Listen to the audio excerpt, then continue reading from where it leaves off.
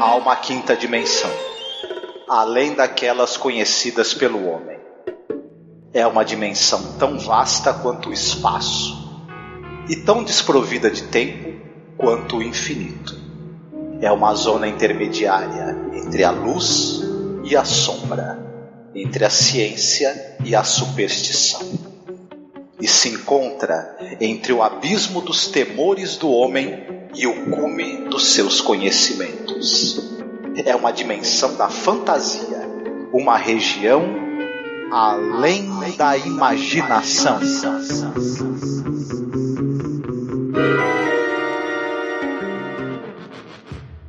I swear I just don't understand. What's happening? Well, maybe you better tell us. There's nothing working on this street. Nothing. No lights, no power, no radio. Nothing except one car. Yours. How do you figure it started, Les? Yeah, how do you explain that? Yeah, what's the idea, Les? Wait a minute now. Just keep your distance, all of you. Okay, so I've got a car that starts by itself. Well, it's a freak thing, I admit it, but what's it make me, a criminal or something? I don't know why it starts, it just does. What's this all about, Steve? We're on a monster kick, Les.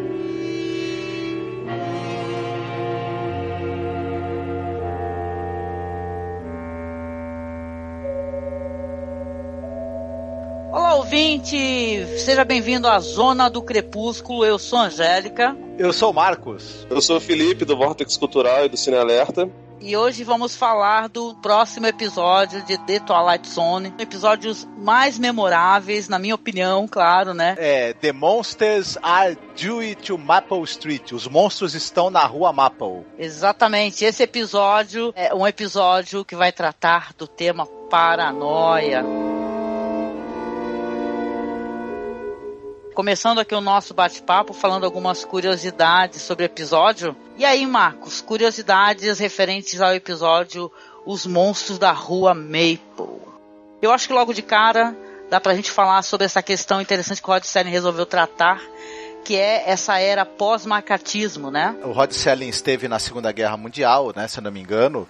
Ele era militar, lutou em guerras aí, e depois você teve nos anos 50 o macartismo, essa paranoia, esse medo aí dos comunistas, né, de o seu vizinho podia ser um comunista infiltrado, né, denuncie o seu vizinho, se você vê qualquer comportamento estranho, faça um relatório para as autoridades entregando o nome do seu vizinho para que ele possa ser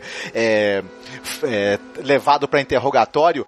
O Rod Serling era roteirista. Um dos principais alvos dentro ali da indústria do cinema e da televisão, da perseguição macartista, foram os roteiristas. Vale a pena lembrar muito, por exemplo, a história do Dalton Trumbo, né? A gente teve aquele filme que foi a biografia do Trumbo, que foi feita recentemente, que mostra muito isso, essa questão da perseguição que vários roteiristas sofreram. Tem o filme dos irmãos Coen também, Ave César, que trata um pouco desse assunto. E aí acho que o Rod Serling, acostumado, né, a ser censurado e nas suas tentativas ali de tratar assuntos sociais e o pessoal com medo, né, que os roteiristas tinham muito medo de ser acusados, né, de comunista. A gente sabe que em épocas ali onde se tem essa paranoia, você não precisa ser comunista, basta você querer tocar numa questão social, basta querer você fazer alguma crítica social que você é logo taxado de comunista, né? E logo pode ser caguetado pelas autoridades. Então toda essa paranoia, essa loucura que tomou conta da América nos anos 50 está muito bem retratada nesse episódio.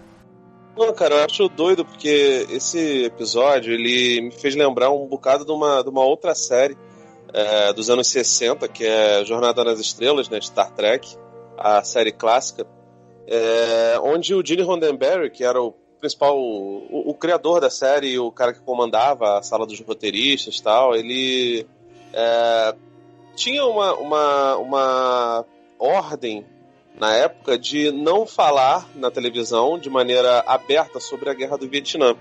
Então ele utilizava uns simbolismos dentro dos episódios para representar aspectos disso daí, sabe? Da Guerra do Vietnã em si. Tem um episódio, se eu não me engano, é A Taste of Armageddon, que é...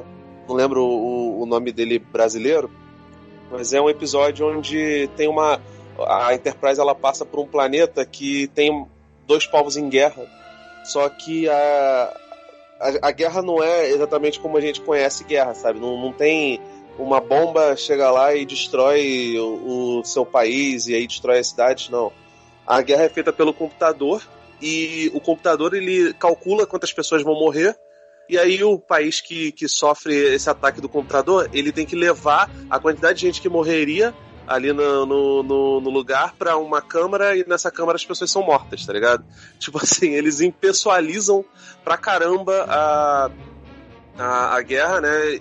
Uhum. Fazendo desse jeito, que assim, não tem uma destruição em massa. O que o Gene Roddenberry e os roteiristas desse episódio querem falar é sobre esse lance de os Estados Unidos normalmente não ter as guerras dentro do seu território. A Guerra Civil Americana teve guerra dentro do território dos Estados Unidos.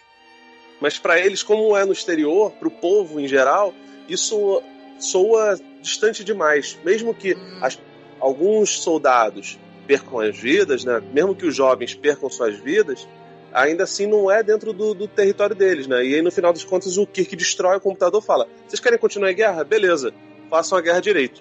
Destruam suas cidades, façam tudo, porque, tipo assim, no final das contas aquilo dali impedia que as pessoas chegassem à paz, né? E obviamente que Star Trek não podia falar da guerra do Vietnã de maneira muito solta, né, cara? Sim. E eu acho doido o que os roteiristas desse episódio, não me recordo agora quem foi o sujeito que escreveu, o modo como ele trata esse lance da paranoia, né, cara? O roteiro é do próprio Rod Serling. Mas assim, cara, eles não, em momento nenhum eles falam exatamente o que deixa eles bolados e o que causa esse frisson na população, né? Aham. Então, vamos aqui então rapidamente, eu vou dar aqui uma breve sinopse. O episódio, a abertura dele é ali num subúrbio, né, um desses subúrbios americanos, né, o pessoal adora isso daí, né, aquele negócio do American Way of Life, né, aquelas casinhas maravilhosas do subúrbio, e tem a narração do Rod Serling falando assim, olha só, a Rua Maple, né, fim do verão, um pequeno mundo arborizado, né, com as crianças brincando na rua, o sino do vendedor de sorvetes. Aí ali às 18h43, se eu não me engano, um som, um rugido, né, e tal, um clarão de luz. E o que acontece? A Maple Street ela vai ficar, as pessoas percebem que os telefones não funcionam, a energia parou de funcionar, afeta tudo, cortadores de gramas, carros, e aí todos vão pra rua para discutir a situação. Aparece um cidadão ali, que é um cidadão que é interessante, né, ele tem um desfecho interessante dentro dessa história, que é o Pete Van Horn, né, com um martelo ali no seu macacão, que ele se oferece ali para uma outra rua, né, para verificar se também ela foi afetada. Enquanto isso, os vizinhos decidem ver o que está acontecendo. Um deles decide ir à cidade, até então verifica-se ali que os carros também foram afetados. Aparece um jovem, uma criança ali, que é o Tommy, não é verdade? O Tommy, ele vai vir com uma fanfic de sci-fi, né? Uma fanfic de sci-fi. Ele vai vir com uma história de sci-fi clássica, né? Ele vai falar, olha, é assim que os alienígenas invadem. Primeiro eles vão cortar as comunicações, né? Ele não fala assim, claro, né? Aí depois as pessoas, já vai ter gente infiltrada ali, tem alguns alienígenas que parecem ser humanos normais. E aí começa-se ali, então, é isso que é uma coisa curiosa e é isso que o episódio vai remeter à nossa época, né? Isso ele é muito atual, gente. Começa-se ali automaticamente a acreditar no que o moleque falou, né? Que um daqueles residentes ali da Rua Maple pode ser um alienígena infiltrado, né? E tal. E aí começa a suscitar então a paranoia do que o Tommy falou, né? Começa um cidadão a virar pro outro, aquele fulano ali, né? Por que aquele fulano é uma mulher, por sinal, né? Falar porque aquele fulano tem o hábito de ficar saindo no quintal à noite pra poder ver, fica olhando pro céu como se ele estivesse aguardando alguma coisa. Aí o cara fala que na verdade tem insônia, né? Só isso. E começa uma briga e uma vigilância, né? E o guarda da esquina ali, né? Pronto a caguetar. The Twilight Zone realmente, gente, é uma série de altíssimo nível, né? Que coloca muitas questões éticas, morais, né, e tal, né? Mas esse é um dos episódios que ele é muito avançado para a própria época dele, né? A gente fica até curioso, assim, como é que o Rod Serling colocou isso daí na televisão, cara?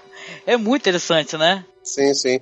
Eu acho doido, cara, porque ao mesmo tempo que eles tratam de algumas coisas veladamente e com sutileza no roteiro, os atores, eles são bem diferentes disso daí, né, cara? Porque, afinal de contas, assim, são episódios muito curtos, tem 20 e poucos minutos, e eles têm que passar a informação de um jeito mastigado o suficiente pro grande público entender. Afinal de contas, não é exatamente uma série de nicho. Apesar de ter se tornado um cult, né, ou Além da Imaginação, é um seriado pra família ver, né, cara? E é doido como anos 50 as pessoas tinham uma liberdade pra poder falar sobre isso, enfim, né, sobre esses temas, ainda que de maneira velada. Sim. Agora, cara, eu acho muito doido, porque eu vi também o remake que fizeram, passou, acho que, se eu não me engano, no SBT, eu não lembro,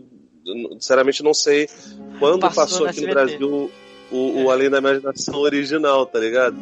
Mas no remake eles abrem mão de uma situação que nesse episódio, no clássico, tem, que são os caras lá de fora, lá de longe, do alto, assim, onde se dá pra ver todo o subúrbio, testam a parada das pessoas, né? Eles falam, se a gente desligar uma ou outra coisa delas, se mudar uma palha dentro da organização delas, elas entram em colapso e começam a se caguetar, a se sabotar, a lutar contra si mesmo, né, cara? Isso é muito doido. Porque, no final das contas, por mais que, assim, o subúrbio americano é bem diferente do nosso subúrbio. Aqui no Brasil, a pessoa que mora no subúrbio, geralmente ela é um pouco mais pobre, não é tão endinheirada, né? Obviamente que tem gente rica nos subúrbios do Brasil, do Rio de Janeiro, de São Paulo, de Minas, mas é um pouco diferente. E lá é mais a classe média alta, gente que tem dinheiro e que não quer ficar exatamente na área urbana, quer morar na né? cidade, é verdade. E o custo de vida é mais alto também na cidade, ali na área ali mais próxima onde tem as empresas, né, e tal. O subúrbio é a parte meio idílica, né, e tal, das regiões normalmente, né. Cara, é muito doido como qualquer vizinhança tem um senso de comunidade mínimo, né, e esse senso de comunidade, ele vai pras cucuias, assim, muito rapidamente. Bastou alguém achar que, nossa, o sujeito ali é diferente e ele sai um pouquinho da nossa zona de conforto, mesmo ele sendo um sujeito que todo mundo já se conhecia ali há muito tempo, e isso já causa um alvoroço absurdo, né, cara? E de fato é isso. A paranoia, ela faz com que você olhe pro sujeito que é igual a você, pro sujeito que tem as mesmas oportunidades na vida, tem as mesmas dificuldades e o mesmo background até, e enfim, isso tudo não importa, porque se ele discordar de mim, se ele for contra a minha ideologia, no caso aí a gente acaba utilizando o lance do comunismo, tanto nos anos 50 como hoje em dia, assim, que não faz nenhum sentido hoje em dia ter, mas infelizmente tem, porque, sei lá, é a paranoia preferida dos Estados Unidos, e o Brasil infelizmente tem essa mania de copiar tudo que é de ruim dos Estados Unidos, mas poderia ser qualquer outra coisa. O remake mesmo, ele, se eu não me engano, é um árabe, né, Angélica? Não, o remake ele já pega assim a questão do terrorismo, né? Eu até gostaria de falar um pouquinho depois, assim, rapidamente, sobre o remake, né? A situação que esse episódio narra, ela se repetiu ao longo do tempo e se repete inclusive hoje no Brasil. Você tem o pessoal falando assim, o PT destruiu o Brasil, a esquerda, o pensamento o marxismo cultural está destruindo a civilização ocidental, e isso faz com que as pessoas apontem o dedo na cara uma da outra. Você aí está querendo destruir a família, está querendo destruir os valores do meu país, enfim. Isso é o primeiro passo para você desumanizar essa pessoa, que pode ser seu vizinho, seu amigo, seu parente, e depois que você dá esse primeiro passo, eu vou te falar que o inferno é o limite, né? Tem uma frase muito boa nesse episódio, que um dos personagens, que é uma das primeiras vítimas dessa paranoia, ele fala o seguinte, vocês estão com medo de possíveis alienígenas aí, vocês tinham que ter medo do que vocês estão começando aqui hoje. E isso sim é que pode transformar a vida de vocês num grande pesadelo. E é meio isso mesmo, né? Se elege um inimigo ali, né? Você está no meio de uma crise.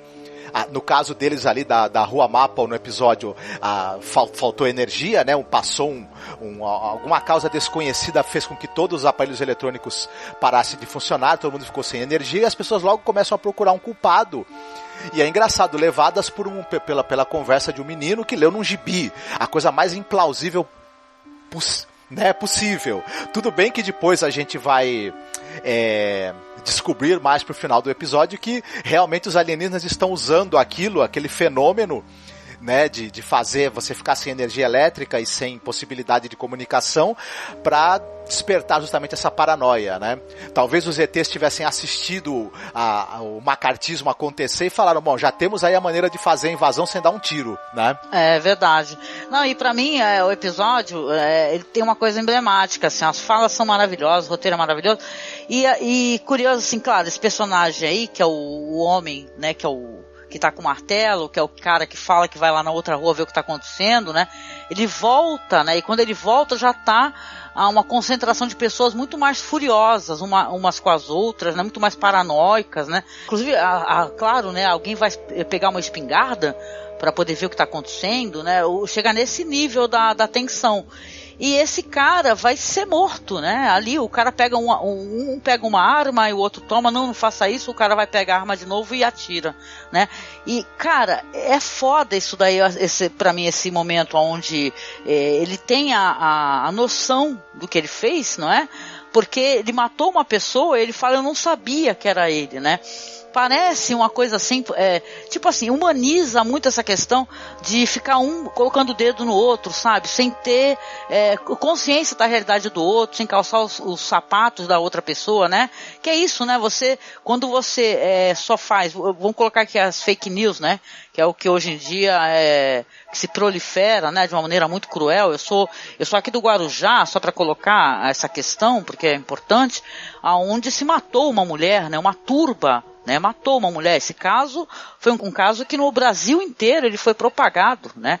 Isso aí antes, assim, dessa época Bolsonaro, né? Fake news de grupo de Facebook. A mulher fizeram um retrato falado de uma mulher que estava roubando crianças, e essa mulher falaram que a mulher era bruxa, né? Alguém indicou que era ela, e uma turba violenta resolveu matá-la, né? Quando a polícia chegou, quase que a polícia também foi atacada, né? Então é perigo, né? A turba é perigosa, né? O ódio, né? A insanidade, né? A mentira, né? Então, para mim, esse momento que esse homem, né? Esse homem que é o cara lá que é mais destrambelhado nessa questão, né? É um dos primeiros que fica mais, né? Porque depois a paranoia começa até as pessoas mais coerentes, você percebe que elas também estão desconfiando uma das outras. Mesmo o cara mais coerente na questão ainda tá desconfiando do outro. O primeiro a embarcar com gosto na paranoia e influenciar os outros é o Charlie, que é vivido pelo Jack Weston, né? Enquanto isso, o personagem do Steve, que é vivido pelo ator pelo Claude Akins, ele fica tentando ainda ser a voz da razão ali, né? Mas em determinado momento ele também vai acabar meio que sucumbindo, né? À loucura. Isso, exatamente. Não, e depois quando morre esse personagem, que é o faz tudo, lá o cara que tá de macacão, com martelo, né? Que ele vinha nas sombras, né? E foi alvejado, né? Porque achavam que ele era o monstro da Maple Street. Todos se tornam monstros a certo momento. E o cara grita, né? Eu não sabia que era ele, não vi que era ele, né? Então é muito fácil você julgar, você fazer qualquer coisa sem saber quem é o outro, né? Quando é um outro que você sabe da vida dele, que nessa mulher que ela foi assassinada, a mulher estava com a Bíblia na mão, entendeu? Então isso é bizarro, né? Então é um episódio assim muito, muito atual. Ele é atualíssimo, entendeu? Eu lembro o vídeo do Meteoro, fica aqui a referência. O canal fez um vídeo muito bom sobre The Twilight Zone, e ele também colocou essas questões assim, né? Desse patrulhamento e tal, dessa mentira que ela é propagada, né? O culto à desinteligência, não é? Você não ler, né? Tem episódios que tratam disso também, além da imaginação. Então é muito interessante. Eu queria colocar aqui rapidinho, já que a gente mencionou, o Felipe mencionou, né? Eu mandei pra ele esse episódio aí do mais moderno, né? Que é apresentado pelo Forrest Whitaker, né, o Felipe? Sim, tá gordinho ainda. Tá gordinho. Eu gosto muito do Forrest Whitaker. Agora eu não gosto muito dessa temporada, esse revival. Esse episódio, assim, eu vi vários problemas nele. Eu queria até comentar com vocês. Que ele coloca uma questão mais atual, que é a questão do terrorismo. Eu não sei se o episódio ele é pós 11 de setembro, tá? Eu não tô com ele aberto aqui pra ver a data que ele foi ao ar. Ó, esse aqui é 2003, ó, o episódio foi ao ar 19 de fevereiro de 2003, tá? Então, o episódio, ele coloca o terrorista, né, como aquelas pessoas daquela casa, se mudaram no meio da noite, né, por que eles não estão tão desesperados quanto nós, vamos invadir essa casa, mas o episódio tem questões muito problemáticas, na minha opinião, mesmo o personagem, interpretado pelo Andrew McCarthy, né, que é do Morto Muito Louco, viu, gente, né, que, né, um filme icônico que ele fez, fazer o quê, né, ele é um personagem que na boca dele você vê o problema, né, que é você ter um roteiro quando ele é escrito por uma pessoa que não tá fazendo trabalho direito, né? Fala assim, os terroristas querem que a gente pense isso e tal. Então, enquanto o The Twilight Zone coloca uma coisa, acho que é muito mais, que atravessa fronteiras, é uma coisa mais individual, não sei dizer, mais subjetiva, uma coisa, a humanidade em geral, esse já coloca como os terroristas querem que a gente pense assim, entendeu? Então ele coloca assim os personagens, mesmo esse único personagem, que ele em nenhum momento ele se transforma, né? Diferente do personagem da série do Rod Serling, que ele, até o próprio cara, que era um cara menos insano ali, em outro momento ele vai começar a desconfiar também, vai falar, não, então não sei o quê. E tem a mulher dele também, ele é casado, a mulher dele fala, eu não quero desse novo episódio, eu não quero ser igual a eles, e ela é muito igual a eles, ela é muito mesmo. Então, cara, é um episódio bem problemático, esse episódio legal, interessante, eu acho que ele atualiza, né, esse discurso que o Rod Serling proporcionou, né, só que é bem americanoide, virou uma pataquada americanoide com direito a cena de romance no meio, né, totalmente desfocada do sabe, olha, não sei, não recomendo assim, né. Eu acho doido porque a série antiga, apesar de ser no meio dos anos 50, ela consegue fugir de um maniqueísmo que esse episódio em especial, não lembro se os outros episódios dessa nova versão, se eles têm a mesma pegada, mas ela apela demais, né, pro maniqueísmo e acaba pegando o lance do inimigo da moda também, né? Mas a forma como o Rod Serling escreve o primeiro episódio é um pouquinho melhor urdida, né? Construidinha. Eu diria também, Felipe, que se a gente assiste os dois, você compara a montagem de um episódio com o outro. A diferença, a capacidade que o diretor do episódio original da Além da Imaginação dos anos 60 tem de conduzir a narrativa, a maneira como os cortes vão ficando mais rápidos e subjetivos e você vai dando aquela sensação de urgência e desespero. A fluidez narrativa do episódio original é muito maior. Ele tem muita coisa de linguagem cinematográfica ali, enquanto que o episódio de 2013 ele é uma coisa mesmo com cara de linguagem mesmo pra TV, assim. Você tem muito menos recursos narrativos ali sendo empregados, né? Embora seja um episódio muito mais recente, feito muito mais pra cá, né? Pois é. Ele tem ele lembra quase um telefilme, né, cara? Agora, eu acho muito doido, cara, porque hoje em dia muita gente gosta pra caramba de Black Mirror. Eu acho uma série legal, especialmente porque tem toda uma estética de TV britânica, né? E tem um investimento grande. É uma série cara, né? E o Twilight Zone, cara, é muito doido, porque, primeiro, não é muito... Os episódios não são caros, né? Pelo menos não aparentam ser, tanto que, porra, a primeira cena de discussão... Eu esqueci o nome do personagem, o sujeito que é acusado de ser o cara que tá causando aqueles rebuliços e os curtos-circuitos, os colapsos dentro da comunidade, ele é meio carequinha, sabe? E calvo, né? E o cabelo dele vai mudando de acordo com o ângulo que a câmera pega, né? Então, tipo assim, não é um grande cuidado com continuismo, sabe? Mas, cara, você vê que é uma produção barata, curta, a história é curta, ela é direta e você não sente que a parada é rasa, entendeu? Isso que eu acho muito doido, porque é muito difícil você fazer isso no roteiro. Porque os personagens, eles não têm uma super introdução, não se mostra, o passado deles não se dá tempo de você se afeiçoar a eles, né? Até por isso eles têm que ser o mais universais possíveis, né? Muita gente chamaria de genérico, mas pelo menos pra mim não fica essa sensação de que é genérico. A situação, ela é tão urgente, é gritante, que você embarca naquilo dali. Eu lembro que recentemente eu também vi um episódio desses do Além da Imaginação. Eu acho até que tinha o Will Shatner, cara. Que era o episódio do avião lá, o que inspirou o Gremlins lá, o filme do Joe Dante, tá ligado? Que também é muito legal, mas assim, é bem diferente. Esse episódio da Rua Maple, ele é mega mais sério e trata de uma questão de maior urgência, né? Mas, cara, é triste que a nossa realidade imite a arte, né? Especialmente com essa imbecilidade aí que falam de marxismo cultural, cara.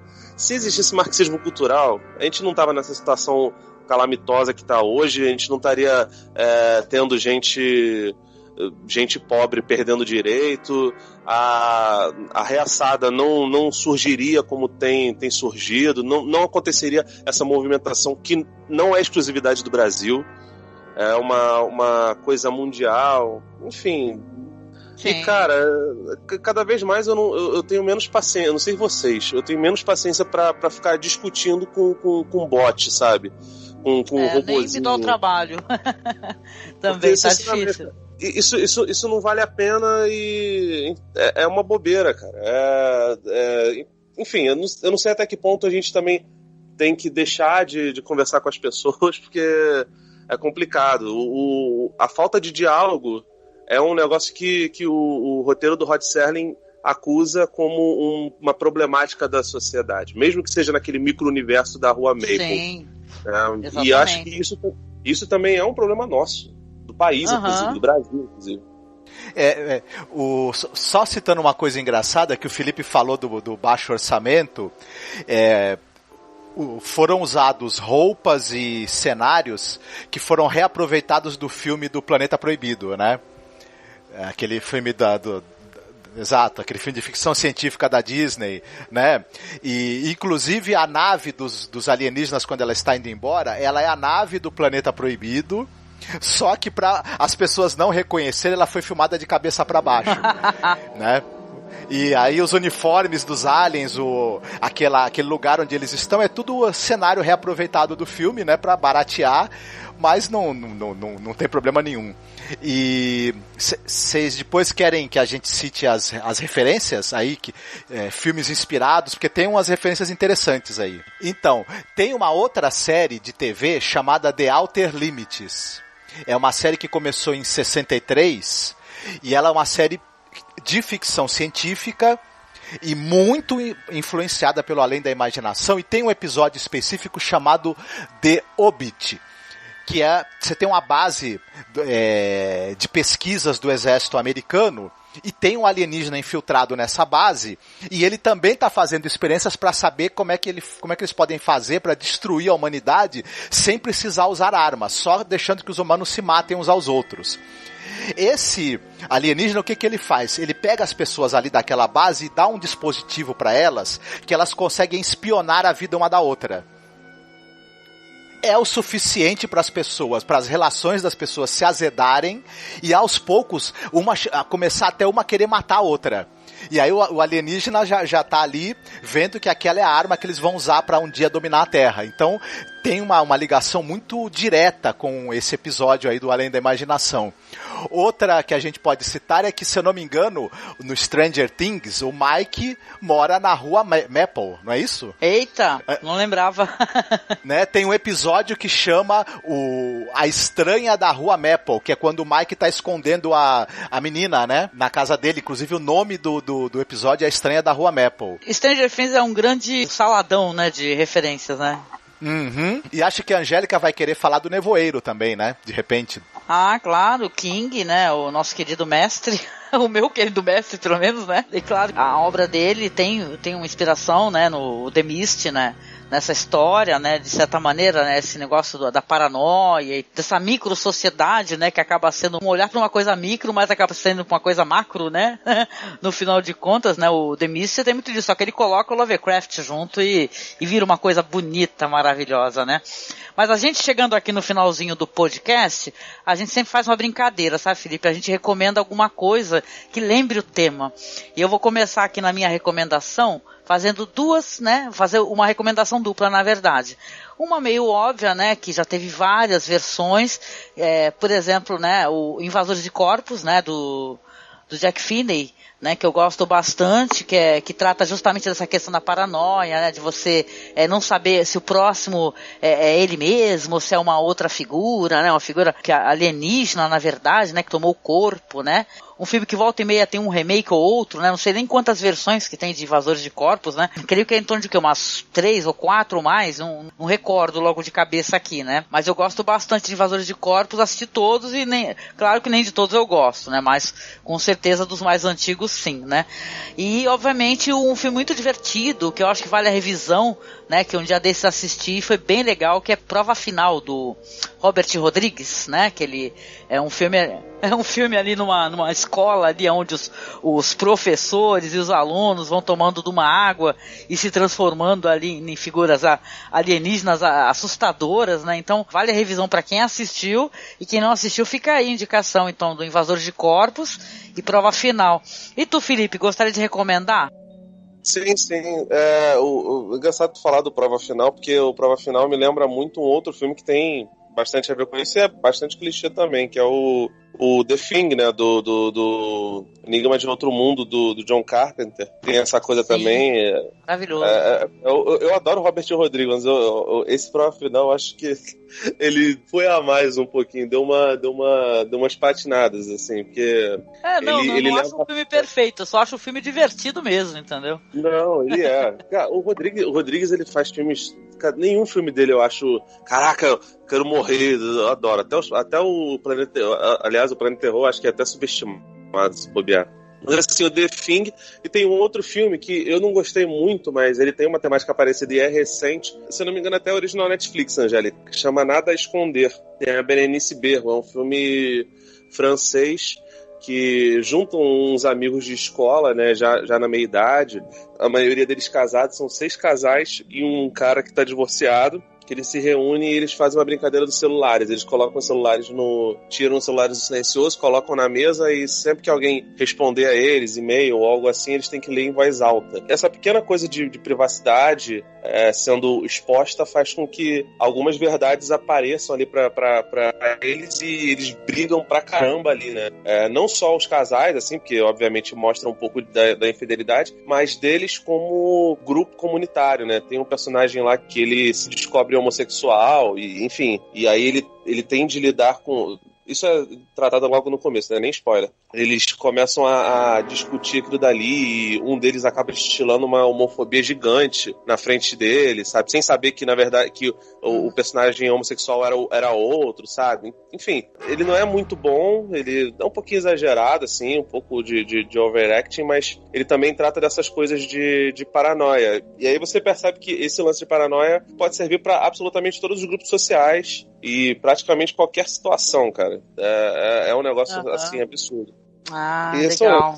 A indicação que eu gostaria de fazer é esse episódio do Outer Limits, The Hobbit. É o 7º episódio da primeira temporada. Vale muito a pena.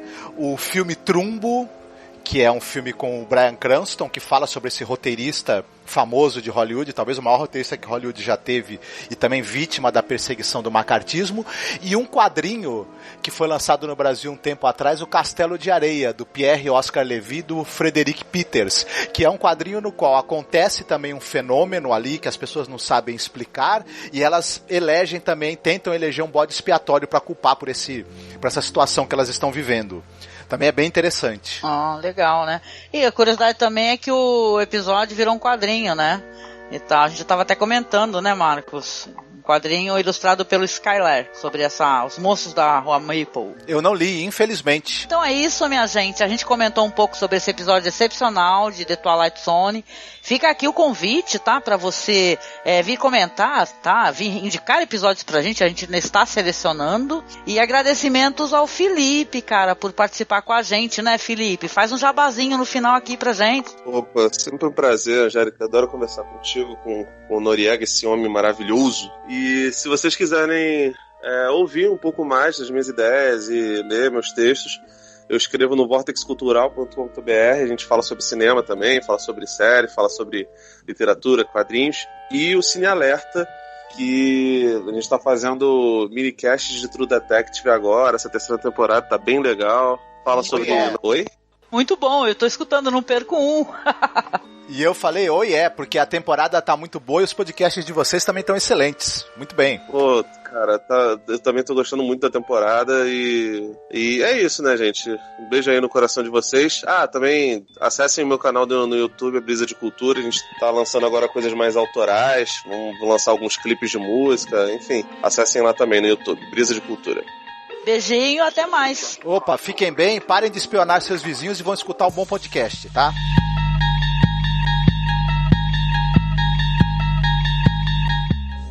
Understand the procedure now? Just stop a few of their machines, and radios, and telephones, and lawnmowers. Throw them into darkness for a few hours, and then sit back and watch the pattern. And this pattern is always the same? With few variations. They pick the most dangerous enemy they can find, and it's themselves. All we need to do is sit back and watch. Then I take it this place, this Maple Street, is not unique. By no means. Their world is full of Maple Streets. And we'll go from one to the other and let them destroy themselves. One to the other. One to the other. One to the other.